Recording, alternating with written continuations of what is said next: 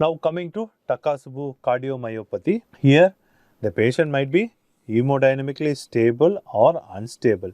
Levosimendan comes into picture when the patient is hemodynamically unstable and a mechanical support is instructed and there is no LVOT obstruction. Here you can see first is to optimize your preload and afterload, patient going for apparent. Then Levosimendan is considered along with vasopressor. And as I said earlier, vasodilatation is going to be the most important effect of Levosimendan and it is widespread, causing systemic, pulmonary, coronary, cerebral, portal, whatever vascular system is there, there is going to be widespread vasodilatation. When you talk about vasodilatation, you should know about the volume present in the various vascular system of the body. The venous system has about 70% of the blood volume and arterial system has about 10% of the blood volume and 10 to 20% remains in the heart and the lung. You have to understand this. The splanchnic vascular blood mainly serves as a reservoir and it will adjust the venous return based on the signal from the autonomic nervous system.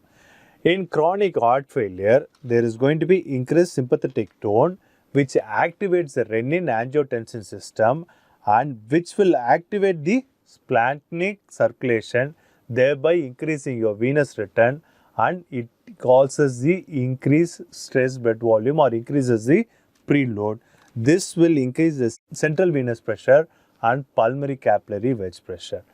By giving the Levosimendan, this widespread vasodilatation prevents this heart. This is how it helps in reducing the preload to the heart. So what is this stressed and unstressed volume?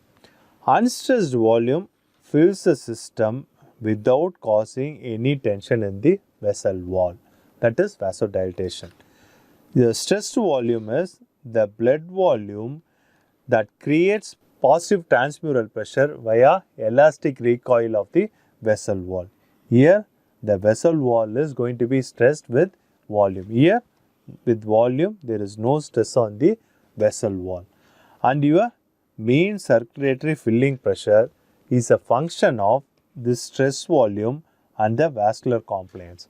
And what is vascular compliance? This is the slope of the curve above the unstressed volume. This is the compliance. By giving Levosimendan, you reduce this stressed volume, you increase the compliance of the vessel wall and you also decrease the mean circulatory filling pressure. So widespread vasodilatation helps to reduce the stress volume, improve the compliance of the vessel wall and your filling pressure also comes down.